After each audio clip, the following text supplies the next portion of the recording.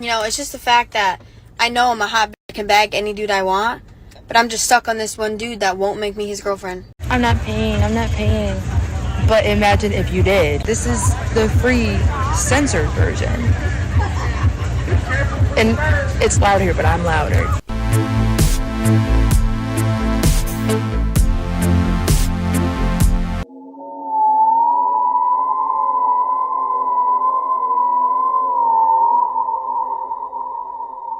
This is on the topic of child support and men feeling like when a woman divorces them, they get to take all their assets. So firstly, no one forces you to get married. You signed a legally binding contract that you had all the time and ability in the world to read, to add revisions to, or to simply not agree to.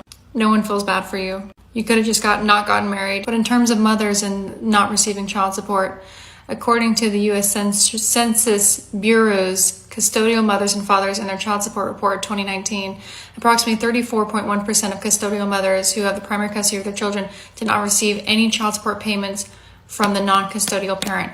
That's any. That means zero. They didn't receive. That is not also factoring in single mothers who received inadequate child support, received inconsistent child support. Those are just mothers who received nothing at all.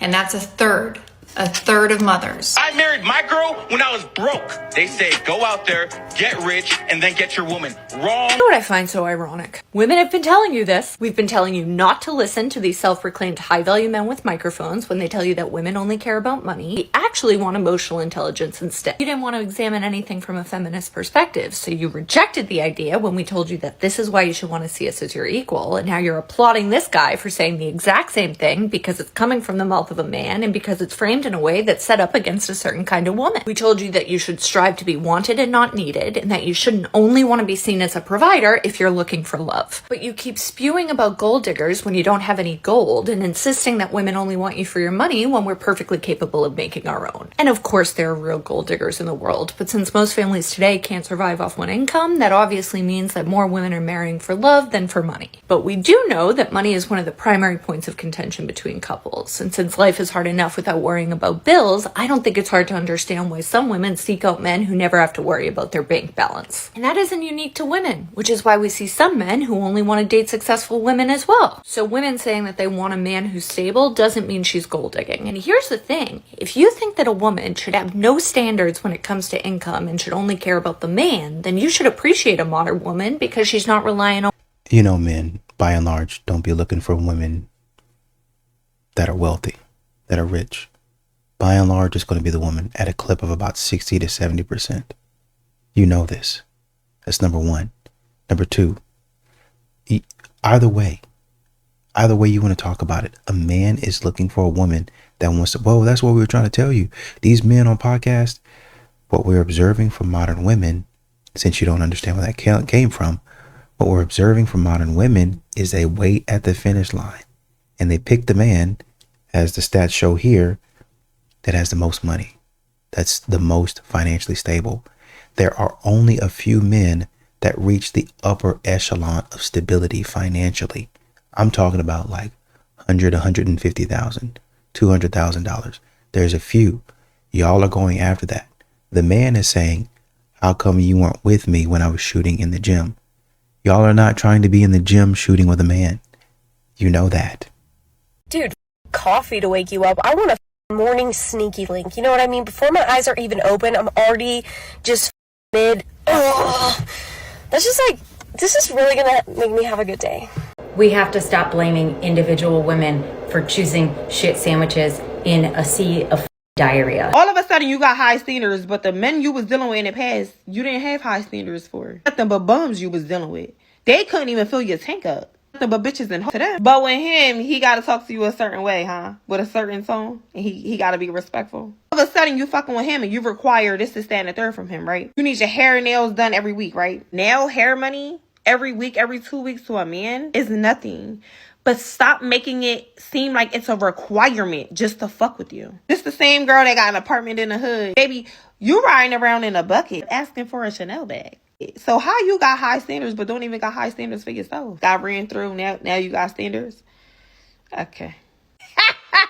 Am I the asshole for being very upset that my wife is helping her friend cheat on her husband? Wife, friend is helping, husband. I'm there. OP is saying that their wife is helping her friend cheat on her husband. You lost me again. So the guy writing this in, Yes. he's like, my wife is helping her friend cheat on her husband. I'm there. Okay. You know I'm a visual girl. We've been Yes, over this. yes. Have to draw it. A while ago, my wife and her friend went on a weekend trip, which seemed fine. Turns out the friend didn't really want to go on the trip. She was meeting a guy, her best friend, her soulmate.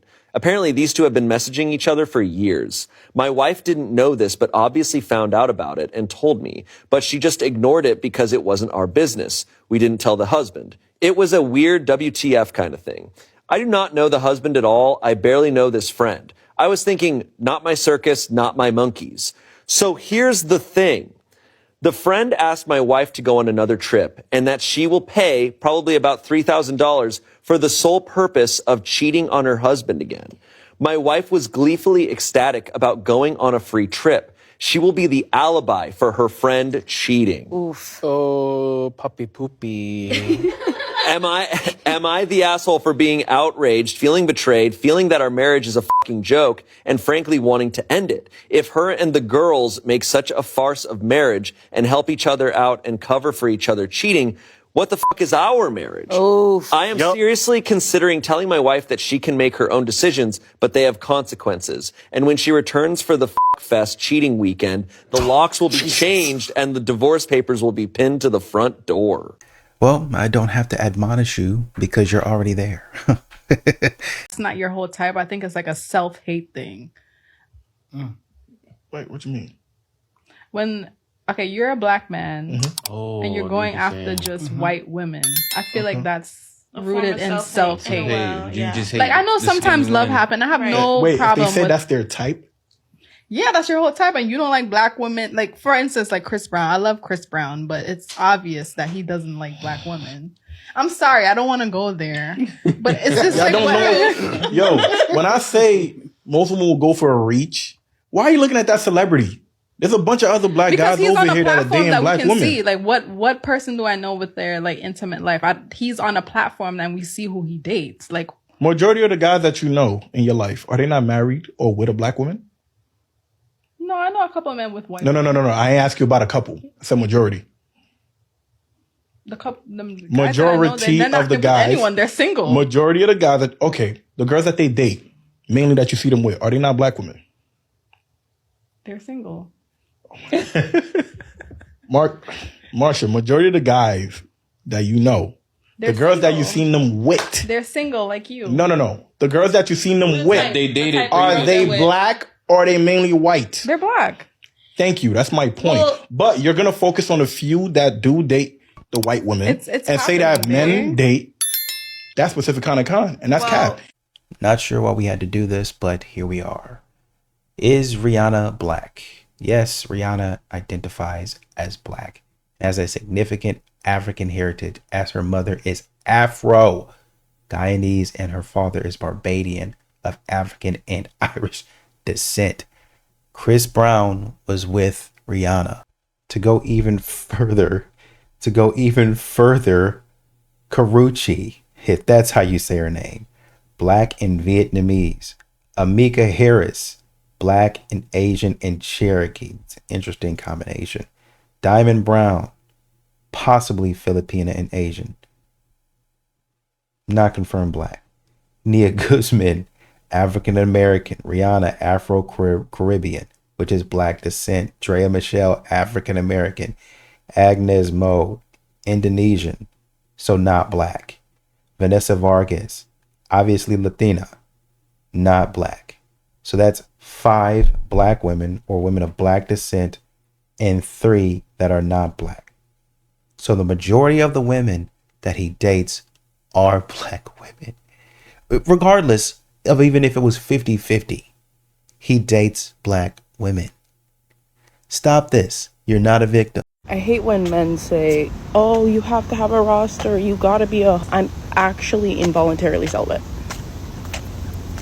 Men don't want to fuck. which is insane because men don't care about your personality to want you. So that literally means I'm chopped. They're telling me I'm chopped indirectly.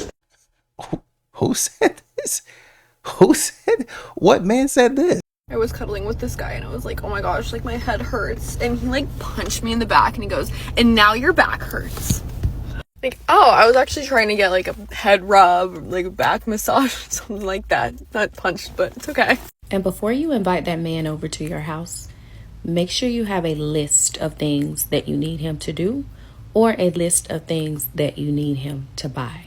A man should not be entering into your sacred space, i.e. your home, coming into that home empty-handed. He should know that it is a privilege for him to be welcomed into your space if you are at that point. Now, this is not for any old random man or a man that you're just talking to. If you and that guy are at that point, he needs to have an understanding up front that anytime he steps foot into your house, he needs to be bringing something or be prepared to do something. He needs to be hanging curtains. He needs to be fixing things. He needs to be rearranging furniture. He needs to be washing your car, vacuuming your car. He needs to be bringing food, bringing wine, bringing money, paying a bill. He needs to be doing something for you. Stop allowing men to come at you empty-handed. If you're selling it, just say that. And also, why did you turn the comments off? What's unfair is that legally I can't punch the man that just called me a whore as I walk past him. Because then it would be, oh, that's assault. Aggravated assault. Yeah, I am aggravated. And whose fault is that? Trust me, that rule is for your safety. As for your safety. Guys, I need friends. Can somebody please be my friend? All my friends are either wifed up or have kids, have their own shit going on. I love that for them. But as far as your girl, I'm young, I'm single. I want to go have fun. I want to take spontaneous trips. I want to do fun things. Like, somebody be my friend. I'm funny, I'm outgoing, I'm not judgmental. We will have a ball together. Like, DM me because I'm ready. I want a friend. Like, I need friends that want to go out and do fun stuff. So, please be my friend. Thank you. Why nobody warned me that having a boyfriend is so annoying? Like, all they do is talk and just stare at you. Like,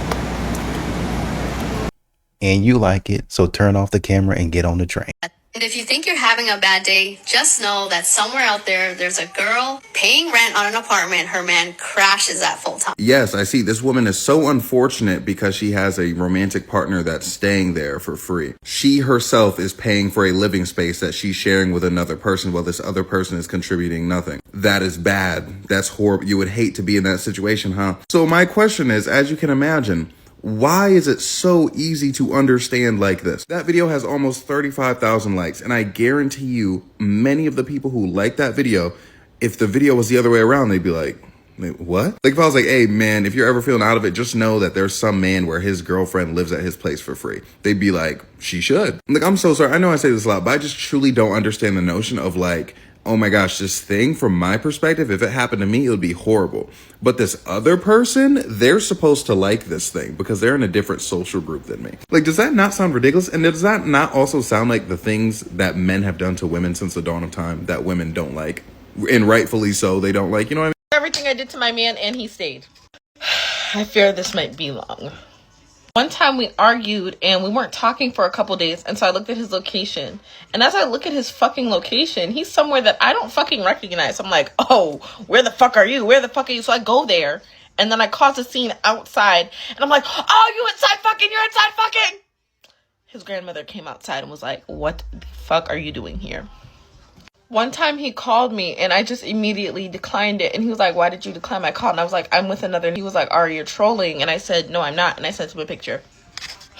One time I told him I really needed space. And then I popped out with another. And he took me back. One time he slept over, but it wasn't planned. So he didn't have clothes. I just gave him clothes. They were men's clothes.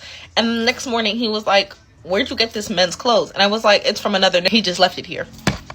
Another time he did catch me cheating, and I was just so fucking honest about it. I was like, yes, I fear I did fuck him. And he took me back. The first time he met my family, they were like, oh, you're not so-and-so. And he was like, who's so-and-so? And I was just like, you know who so-and-so is. And I know y'all are probably like, this sounds fucking crazy. But my thing is, I have no reason to fucking lie. If you catch me, I'm caught. I have no reason to lie. That's it. One time he came to my house and I was on the phone with my ex, but I did not hang up. I would just like, say hi to so-and-so. And he was like, what the fuck? I was just like, he called me. What would you want me to do? Ignore it? Fuck. I feel like those are the craziest things I've done to him in particular. But yeah, let me just finish up my makeup and then show you guys. Well, this is, yeah. And this is it. Yeah. Somebody said in the comments, the get back that he's planning is going to be mean. And after hearing this story, this man, the get back is probably and has already been in the works for a long time. This man is doing his own thing, literally doing his own thing. She can go ahead and continue doing whatever she's doing because this man is living footloose and fancy free out there. I think coffee dates work against you as a man. Oftentimes attraction isn't there from the very beginning. And what's very important is for you to set the scene. Coffee is like an interview. Coffee is something that my 90-year-old grandmother would maybe go do. I highly suggest doing drinks. You can get some cute cocktails. You're setting the scene. A sexy scene, if you will. Coffee? Not sexy. Not at all. In my younger years, I went on all manner of dates. Dinners, drinks, coffee, mini golf, movies, ice creams, you name it. And no one ever refused a plan that I offered. And I cannot remember ever not getting a second date unless I was the one who didn't want it. Not to brag, but to make a point. It doesn't actually matter that much if they are genuinely interested in getting to know you. And the amazing woman that I now come home to every day, the woman who I take care of with everything that I have, started off with an ice cream. So I've got the credentials and the experience to back it up. Now, the thing that stood out to me most in this particular video was the word sexy. She used it multiple times. She said, coffee isn't sexy. You should do drinks to get into and set a sexy mood. So I'm going to stick my neck onto the proverbial guillotine and say, in my observation, some women have this like need to leverage being sexy and using seduction as their main selling point, like it's a whole personality. That's where they feel most comfortable, and a coffee date does not allow them to lead with that, so they avoid it. Most people try to lead with whatever they think makes them most valuable. That's human nature. Just like some men want to lead with their money, so they flex and they show off. But coffee also neutralizes those types of guys, and they'd have to rely on pure communication instead of love bombing with materialism. I hope this makes sense. And ladies, I also think it's important that you understand that the real players also know that they are much more likely to get you out of your clothes as quickly as possible with dinner and drinks than a coffee. That said, fellas, coffee dates can be stale and forgettable. Ideally, turn it up a notch. But if you're going to insist on doing coffee, please forget Starbucks. Choose a boutique cafe close to an art gallery or an antique shop. An interesting environment will help create an interesting experience, and it will also help with conversation flow, as most of y'all cannot rely on your banter skills alone. If you can make a coffee date fun, you are golden, pony boy. Don't stress too much about whether coffee is sexy.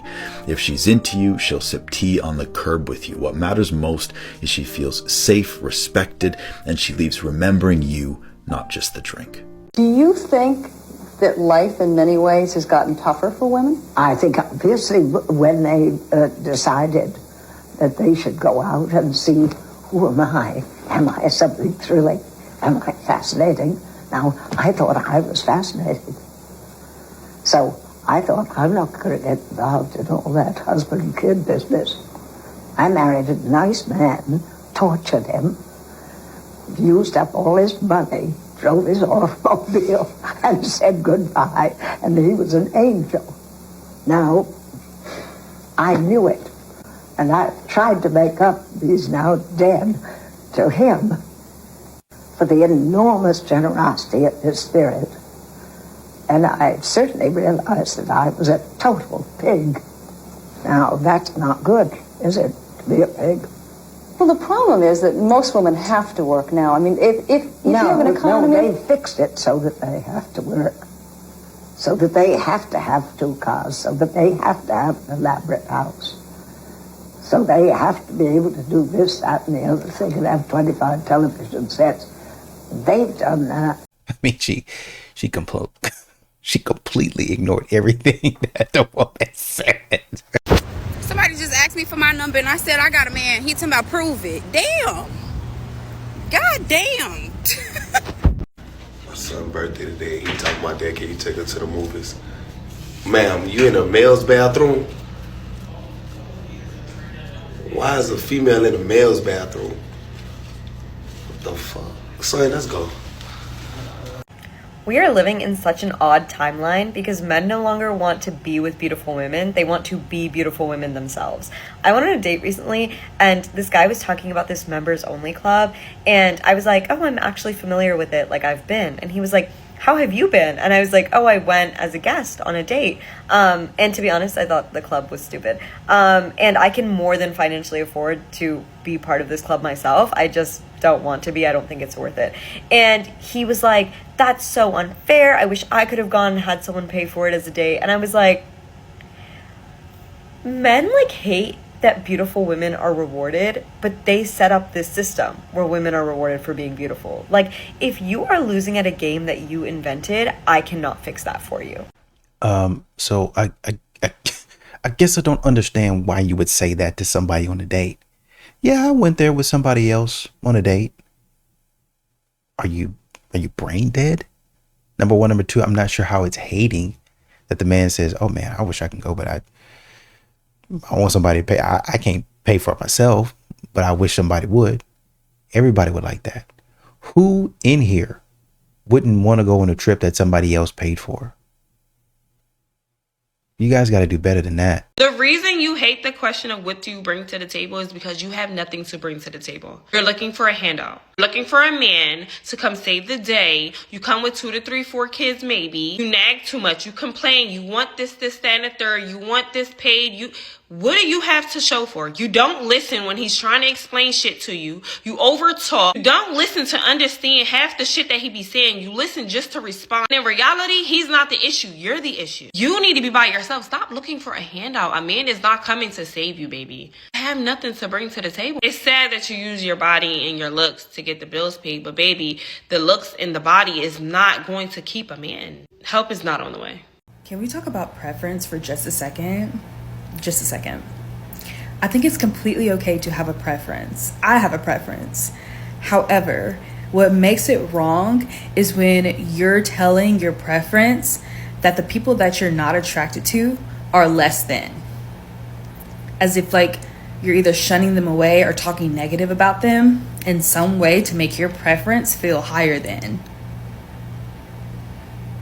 Because I hear some guys be like, oh, you know, such and such can't have a preference. We can't have a preference. No, you can. But when you're talking trash about your fellow black women, your brown to dark skinned black women, then that's just not a preference. You're just colorist. Be attracted to who you're attracted to. Like, I completely understand.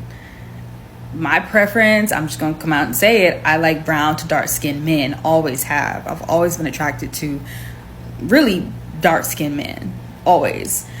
There's nothing wrong with light skins. I can see a light skinned man and see that he's handsome, he's fine, but I'm not attracted to him in that way. And that's totally fine. I have nothing negative to say about light skins at all. And of course, all of this ties into like the Chris Brown situation and how lately black men have been very vocal about how they feel about black women. Down to Chris Brown not inviting a dark-skinned woman into his, what was that, a party or something? I don't know, girl. Down to him not doing that, to black men telling other black men to date outside their race because black women are too much, we're unappreciative, or whatever else they're saying about us. It's like, give us a break. Give us a break. And honestly, Chris was no surprise for me. That was no surprise for me. I just want better for my black women. I want us to be appreciated and go where we're appreciated. It's just a freaking struggle. Date who you want to date. Be who you want to be with. Stop tearing black women down. It's very weird. But they are dating who they want to date. And they're choosing who wants to date them. Period. End of story. You don't like that. Well, you're being colorist. I mean, so are you.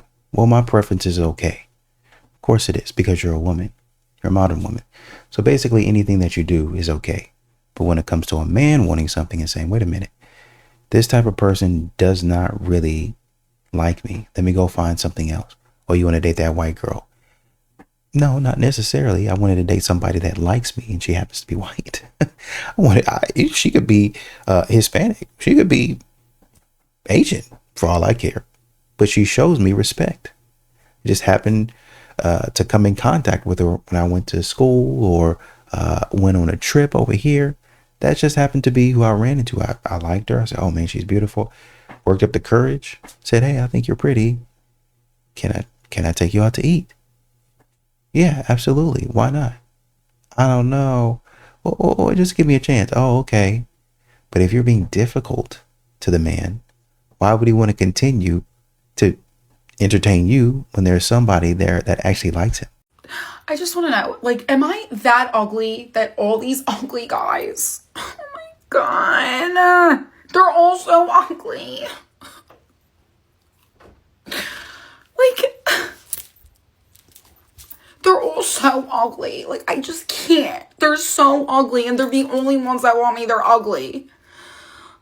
And then I ghost them. Like, I ghost because, like, I can't be bothered. And then they bother me again. Like, am I that ugly? I just don't understand. I just don't understand. Am I that ugly that this is what I attract?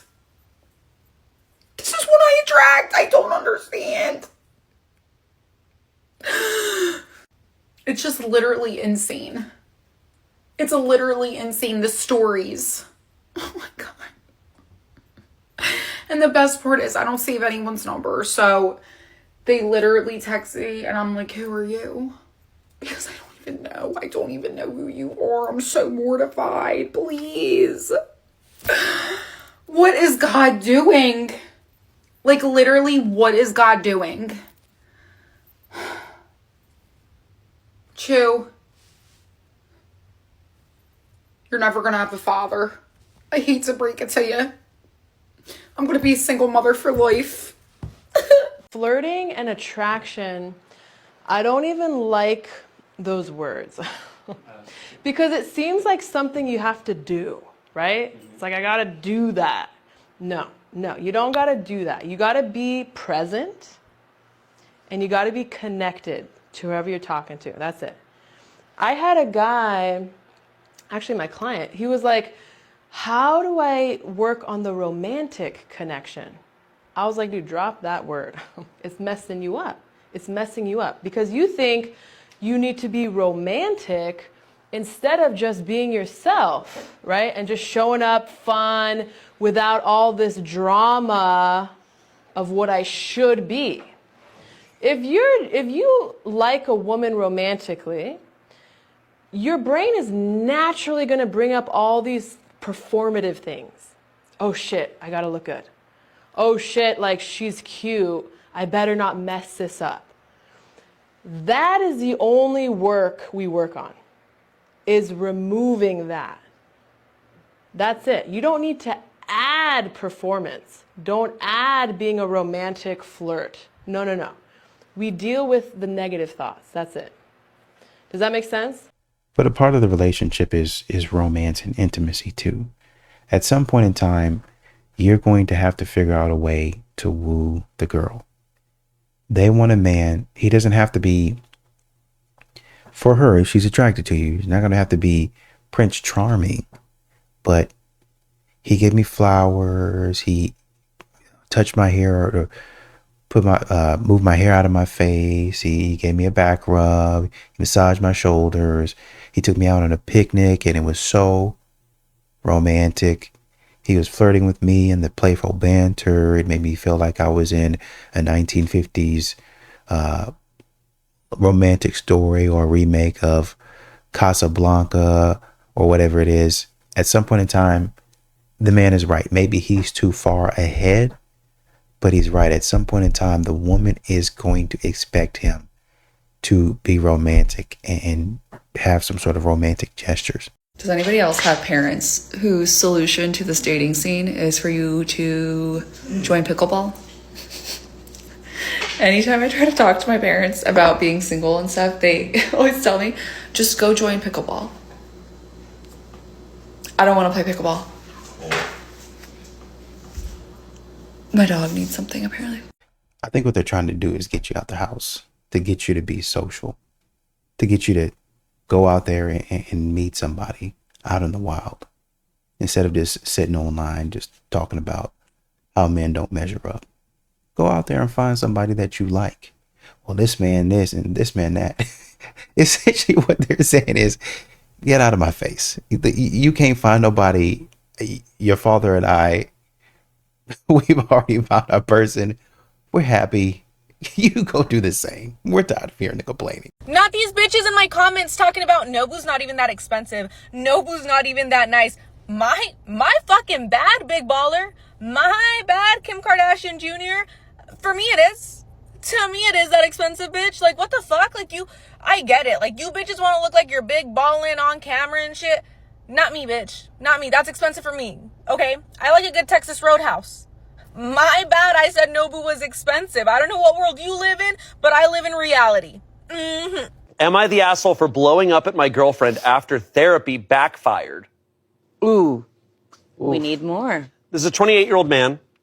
My girlfriend, Emma, who's 27, and I have been together for 6 years. For most of that time, we've been happy, like really happy. The kind of relationship people say just works, you know? We were always on the same page, rarely fought, and genuinely enjoyed each other's company. But over the past year, things started to feel different. Small arguments here and there, more miscommunication, and just this weird sense that we weren't as in sync as we used to be. It wasn't anything major, just the usual wear and tear stuff, or so I thought. Emma, however, seemed to be more concerned. She started pointing out issues I wasn't even aware of, like how I supposedly wasn't listening enough or wasn't as emotionally available as I used to be. I admit I've been busy with work, but I thought we were doing okay. Still, I didn't want to dismiss her feelings. Then about 6 months ago, she suggested we go to couples therapy. Now, I've always been a bit skeptical about therapy unless things are really bad, but I agreed because I figured it couldn't hurt. She said she found a great therapist through a friend and we should give it a try. I wasn't familiar with this Lily, but Emma was excited about it, so we booked our first session. At first, the session seemed fine. Lily asked good questions, got us to open up, and gave us some tools to communicate better. I felt like I was doing my best to listen and improve, but something about it felt a little off. Every time we talked about any issue, it seemed like Lily was always subtly siding with Emma. If I mentioned being stressed from work, she'd steer the conversation towards how I wasn't giving enough attention to Emma. If I brought up a disagreement, somehow it became about my communication issues. After a few weeks, Emma started using phrases like, Lily thinks you should try this, or Lily says you need to work on that. It felt like everything I did was being scrutinized and dissected by this woman I barely knew. I didn't want to be paranoid, but it seemed like Lily was slowly convincing Emma that I was the problem in the relationship. And every time I tried to voice my own concerns, they were brushed aside. I tried to push through it, thinking maybe I was just being defensive, but it didn't stop. Every session, the same dynamic. It was like Lily was planting seeds of doubt in Emma's head, and Emma was running with them. I even started to wonder if maybe I was the problem. Was I actually this bad of a partner? Things reached a boiling point a couple of weeks ago. During a session, Lily started suggesting that maybe we should consider a break so I could work on myself more. That felt like a slap in the face. I'd been trying so hard to be better, and now she was suggesting we split up. I looked at Emma, waiting for her to disagree or defend me, but she just sat there, quietly nodding along. After that session, I couldn't hold it in anymore. I told her I didn't trust Lily's judgment, that it felt like she was just feeding Emma reasons to blame me for everything wrong in the relationship. Emma got defensive, saying I was overreacting, that Lily was just trying to help us work through our issues. We didn't talk for a few days, and I started feeling guilty for snapping. Maybe I was wrong. Maybe therapy really was exposing some flaws I needed to work on. But then something happened that blew everything wide open. Last week, we went to a mutual friend's party. While there, I overheard Emma and her friend Sarah talking in the corner, giggling about something. I caught just a bit of their conversation. I can't believe you pulled this off for this long. Poor guy still thinks she's an actual therapist. I knew it. I knew it. I immediately confronted them, and that's when Emma's face turned pale. Sarah quickly tried to backtrack, but the truth spilled out. Turns out Lily isn't a licensed therapist at all. She's one of Emma's close friends from college who thought it'd be fun to help Emma fix me by posing as a therapist. Emma had set this whole thing up because she thought I wouldn't agree to therapy otherwise. They figured that with Lily playing the part, they could guide me into becoming a better boyfriend without me knowing. I felt completely betrayed. For months, I had been spilling my heart out to someone who wasn't even qualified to help, and Emma had been in on it the whole time. All those sessions where I felt attacked and manipulated suddenly made sense because I was being manipulated. When I confronted Emma about how messed up this was, she broke down, saying she never meant to hurt me and that she was just trying to help us grow as a couple. But honestly, I don't know how to move past this. I haven't been able to look at her the same since. Now, Emma and her friends are saying I overreacted, that it was just a white lie meant to help our relationship. But I feel like I've been gaslit and lied to for months. So am I the asshole for blowing up on my girlfriend when I found out her therapist was a total fraud? You don't need to move past it. Get out of there right now. Report her friend to the authorities. That is a crime. That's number one. Number two, get out of there. I repeat and I beg you to get out of there.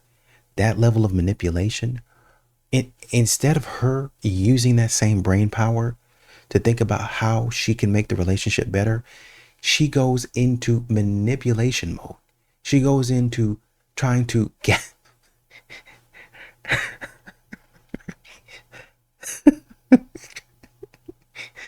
She goes into trying to gaslight. She goes into the mode of trying to gaslight you. This woman is a criminal. She's a criminal. Reasons why I stopped talking to women. Second on the list, she cheated with one of my homies. Yes, fades were caught. Everyone involved in this story follows my TikTok, so I won't use your names, but I will use your initials. We're gonna call her Kay. So Kay and I were in a low-key exclusive relationship. We weren't committed to spending our lives together, but we explicitly agreed we wouldn't entertain anybody else. And we shared a fairly large friend group, so it spread quickly that her and I were together. So fast forward some months and Kay's attitude changes, all right? She starts acting distant, she's flaky on dates, overall being less affectionate. So one day I'm talking to my friends, who are mutual friends with her, seeking advice to progress my relationship. And that's when they dropped the bomb on me on two separate occasions. One of them approached me at a smoke sesh. The other one approached me after the club. And they didn't give me any clear details, but they did let it be known that she's messing with other guys. Now, none of what they told me came as a surprise because I already grew suspicious of her due to other things that I noticed. So I ended up having two confrontations with Kay. The first one happened the day after the club. She initially tried to deny it, but I wasn't falling for her crap. So after some pressing, she reluctantly admitted that it was true. Now, here's the thing. I didn't care that she was cheating. Like, she was not the first that I've ever encountered. I'm used to this. But I recognized that I could no longer take her seriously, so I dumped her. And that's when she started snitching on herself. She asked me, which one of our friends exposed her? And then she started listing off a bunch of names of our mutual friends. And not a single one were the two who told me. So that's how I learned the entire group knew about her antics and nobody said anything.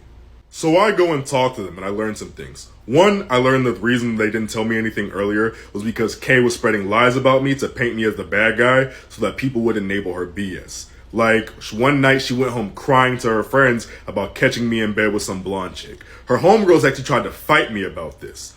Here's the thing. I've laid up with a good amount of women in my life. Not a single one of them was blonde. Not only that, for some odd reason, none of her friends questioned why she decided to stay with me after catching me in bed with another woman. Another thing that I learned is one of the dudes she was messing with was her guy best friend, who also happened to be her best friend's ex, who also happened to be one of my friends who I went to for advice about my relationship with Kay. We're going to call him Jay. So I proceed to crash out. I have my second confrontation with Kay. She's telling me a bunch of lies. I'm cussing her out. I expose all this information to our friend group because I have receipts. And I tell everybody I'm gonna beat Jay's ass because he knew better. This isn't the first time I've ever slept with the girl that Jay wanted, and he's explicitly told me he does not want to deal with any woman that I've hooked up with. So Jay actually ran away from me twice before I finally got to him. First, I tried to catch him at a pool party, and he actually left as soon as I got there. And the next day when I had a conversation with him, he was like, oh, I wanted to stay away because I knew it was a hostile environment. Next, I tried to catch him at an LSU football tailgate, but then all of my friends were like, oh, Dante, don't do it here. You gonna ruin the vibe. So we planned an after party to invite all of our friends, and the fight would happen there. So before I leave the tailgate, I walk up to Jay, say straight to his face, come to the party later, it's on site. He's like, bet.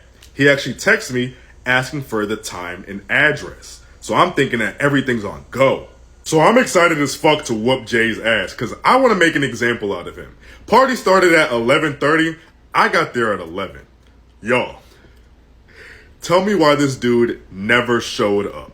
All of our friends came. I stayed the entire time. This dude was the only person not in attendance. So the next day rolls around. I end up getting a paragraph from Jay. And it's just a big old text of just him talking a bunch of shit. So at this point, I'm fed up. So I pull up to his apartment. As soon as he opens up the door, I put my hands on him. I keep on saying it. Like he said, I wasn't really worried about it because this isn't the first time that I've encountered something like this. But when you get to digging, when men get to digging, they find out that you've been acting just as silly out here. Modern women act like they're moral, they're upstanding. You're not. The stuff that I'm just so sneaky, or I can do it better than men. No, you can't. Men just don't care. They just don't care enough to be messing around. I just got back from this date with a girl in Central Park that was supposed to be a walking date. Well, she shows up with one of those scooters that like the kids roll around on. And I was like, oh, that's cool. You're gonna like tie it up somewhere? And she goes, no, I'm gonna ride it. And I go, well, I thought we were walking. I thought it was a walking date. And she gets like all offended and she says, you're being a real jerk right now. And I said, a jerk? What? And she said, I brought the scooter because I don't like to walk. And I said, well, why did you agree to a walking date? And she says, jerk. And I said, jerk. You're calling me a jerk? And she said, yes, a junior educated rich kid. And I said, what is that? And she said, that's the acronym for jerk. And then we got into this big conversation about how acronyms are silly. And next thing I know, we're vibing again. And we decided to go to TGI Fridays in Times Square. And we shared a plate of fajitas. But it just was weird ultimately, and I don't think we're going to get back together again because I would like to go on a really nice walking date for once. Somebody in the comments said this feels like a Seinfeld episode. To the man that was my flight attendant on the Delta Airlines flight last week, don't ever do that shit again, okay? Because I said something simple, like, could I get 2 bags of Sun Chips? He starts pulling charm on me, just like, yes, you deserve it, winks at me, gives me 2 bags of Sun Chips. I said, be careful, I'll invite you to spend the rest of your life with me. And for a second I did actually understand how men felt when I used to bartend, because sometimes I would just be nice to them, you know, I'd be like, oh, give a drink 50% off or whatever, and they would think that I was hitting on them, and I would be like, no, I'm literally doing my job, dude. I get it. This blue-eyed, beautiful flight attendant on the Delta Airlines flight, I was like, oh, I get it now. I about damn near fell in love, I'm sorry. I feel like it's really accepted for guys to have a very high physical standard for their female partners, whereas it's not as accepted for women to have that same high standard for their male partners. I made this video a while back about how I was seeing this guy. He wasn't that conventionally attractive in my eyes, but he had a lot of great other attributes like being smart, athletic, etc. I was saying that I was really surprised that one of the prettiest girls I've ever seen was going after him at the same time that I was talking to him. And everybody in my comments was mad at me and defending him, and they were like, yeah, of course he's pulling an attractive girl because he has intelligence and athleticism and all these other great attributes. But I will proudly declare right now that appearance is one of my most important criteria when selecting a partner for myself. Everybody has a right to choose what attributes they want in their partner, right? So you could want the same religion, the same ethnicity, the same education background. I'm in a long-term relationship with somebody who is very conventionally attractive, who's 6'2", has gone viral on the internet because somebody posted him. He was so attractive, very physically fit, has matched with celebrities on dating apps, all of that. I love it. I would honestly not want to be with somebody that I'm not this attracted to. I feel like because I'm so attracted to my partner, it's so good for our relationship. I think it's really normal for looks to be the #1 criteria that guys are considering in their partner, but I think it should be just as normal for girls. So the problem isn't that you want a hot guy. The problem is that modern women don't see anybody else other than the hot guy. Like nobody else exists. If he's not hot or if he doesn't make a certain amount of money, he doesn't exist, right? Let's say, for instance, men get on Tinder or something like that and they're looking at the 8s, the 9s, the 10s. They're swiping on them. But if a 6 or a 7 comes across, men are probably more likely to pick that woman than a woman would for a man, because a woman would see it as settling. Many women have said that on this app. Well, if I have this man over here I got with him for maybe a night or two, or I had him for about a month and he's all that I wanted, but for some reason it didn't work out, I can't go back. I can't go down from that. But you're not actually going down. You guys might not have clicked because of his personality or your personality or whatever it is. So you get with a guy that's a 6 or 7, but he has a good personality. He takes care of you. Maybe he doesn't have 100K as a salary, but 60, 70, 80, that's pretty good. That's really good. That's the point. You don't have to date a terrible looking man if you don't want to. The problem is you're saying that anything outside of that is unacceptable, and that's a lie. When you're looking at the numbers here, one survey said only 15% of women would be interested, or they said they'd be interested in dating a man that's 5'8" or shorter, right? Now that's just 1 inch below the average of 5'9".